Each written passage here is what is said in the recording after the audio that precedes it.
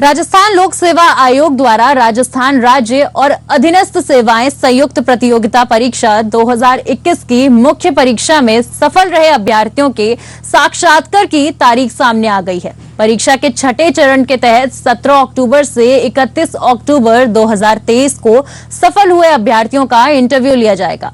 अभ्यर्थियों के साक्षात्कार पत्र आयोग की वेबसाइट पर यथा समय अपलोड कर दिए जाएंगे। आयोग सचिव के अनुसार छठवें चरण में 414 अभ्यर्थियों के साक्षात्कार का आयोजन निर्धारित कार्यक्रम अनुसार किया जाएगा। साक्षात्कार के समय अभ्यर्थी अपने समस्त मूल प्रमाण पत्र की प्रति फोटो के साथ अवश्य ले जाएं, अन्यथा साक्षात्कार से वंचित कर दिया जाएगा। इसके अलावा जिन्होंने विस्तृत आवेदन पत्र आयोग को प्रस्तुत नहीं किए हैं, वे विस्तृत आवेदन पत्र आयोग की वेबसाइट से डाउनलोड कर साक्षात्कार के समय 2 प्रतियों में समस्त प्रमाण पत्रों की फोटो प्रतियों के साथ अवश्य रूप से प्रस्तुत करें।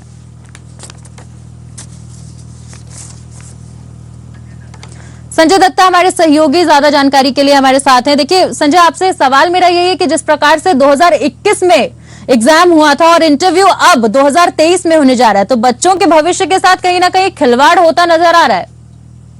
देखिए, साफ तौर पर राजस्थान की बात करें तो राजस्थान में सबसे बड़ा मुद्दा आता है नकल का। उसके बाद अगर परीक्षा होती है, संपन्न होती है, और उसके बाद इतना टाइम 2 साल का जो गैप है वो कई जो अभ्यर्थी है वो आगे की जो परीक्षा है उसकी तैयारी के पास है। कहीं जो आयु सीमा पार कर देते हैं इसका रिजल्ट के इंतजार में, तो कहीं देखा जाए तो ये जो निर्णय है इतना लंबा वक्त लेने के बाद परिणाम घोषित करना और उसके बाद उनको साक्षात्कार के लिए बुलाना अभ्यर्थियों के लिए नुकसानदेह साबित हो रहा है। और इसके अलावा बात करें तो जिनकी शर्तें होती है उनको पूरे करना जरूरी होता है। तो दो साल या इसका लंबा समय निकलना कहीं ये उदासीनता भी एक कारण मान सकते हैं, कहीं लापरवाही भी मान सकते हैं। तो कुल मिलाकर कहा जाए तो इस तरह से आयोजन जो होते हैं, जिस तरह से परीक्षाएं होती है, प्रतियोगिता परीक्षाएं होती है, उसका परिणाम अगर तुरंत आता है और साक्षात्कार लेकर